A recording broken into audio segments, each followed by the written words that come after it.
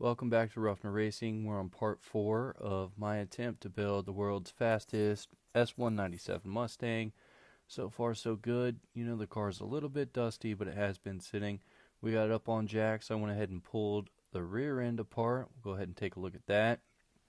This is a bit of what it looked like before I started. I also did a big rotor kit in the rear. A little bit of that is going to be in the video. It required a bracket to mount the caliper there up a bit to fit a bigger rotor on the rear end of the car.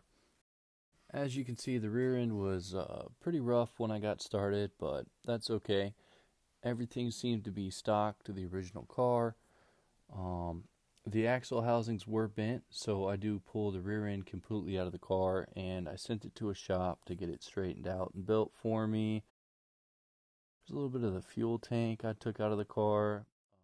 Got the AN fittings going. It was a trick to learn how to work with them, but I found out that if you use duct tape real tight and then a sharp blade, a brand new blade on your cutter, you don't have a lot of issues. Here I am pulling out the lower control arms and making sure they're the same size. The adjustable ones I'm replacing the original with are the same size as stock.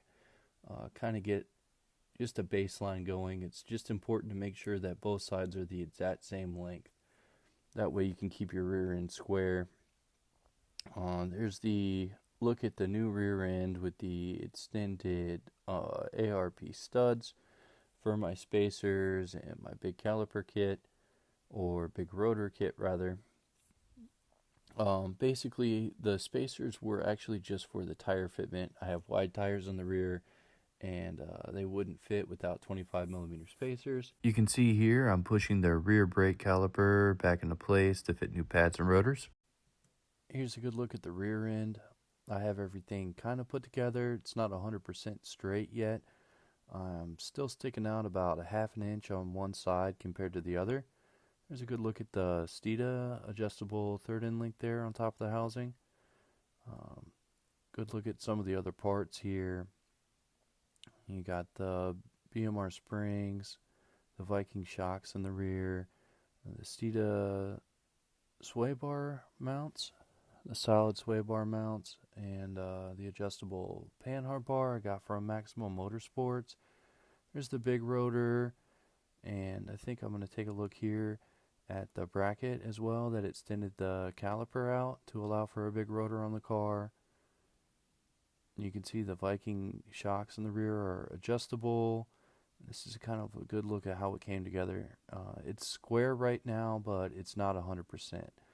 The reason I stuck with a pan hard bar over a Watts link and shocks in the rear instead of coilovers, the coilovers needed welded, and I can't weld. And also, these Mustangs do really well with the shock over the rear axle. And a Watts link gets you a little more performance than a pan hard bar, but it also adds weight and complexity. Pan hard bar you can easily adjust at a track on a track day. Watts link I think is a little bit more in detailed and not something I could as easily fix or adjust at the track.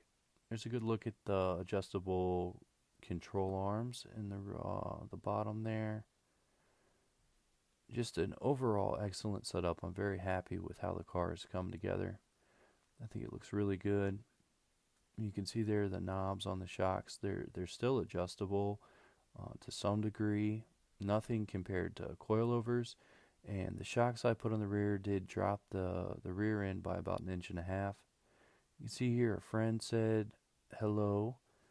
He was hiding in the car for who knows how long, but the car was sitting for quite a bit. I painted the inner fender wells here, cleaned that look up a little bit. I tried to paint the entire body, underbody of the car white. I think it looks cleaner, and if I have any issues ever, any leaks or anything like that, I'll know right away. And white is also the lightest color as far as racing. Every bit counts. You can see I oversprayed the shocks a little bit, and I got my nice new red shocks a little bit white. That's no big deal. I don't think you'll be able to see them once the car's on the ground anyway. But I did put the car on the ground, and I am super happy with the ride height. Here's a good look at the fuel tank. So I go ahead and put the fuel tank up in this video. I don't have all of the fuel lines routed exactly how I want yet, but I'm at a pretty good start. You can see the return line I was actually able to fit where the stock fuel went to the motor. So my return line is actually where the sending line would have been on a stock setup. There's an exhaust vent for the fuel tank I also routed. Please remember to like, comment, and subscribe. It helps the video and the channel. Stay tuned for next time. I'll show you guys in detail how I wire the fuel tank as well as the fans for the radiator and the heat exchanger. And I'll also show you guys a little bit more in detail about how to use AN fittings, along with how I route the fuel lines through the car to the engine bay.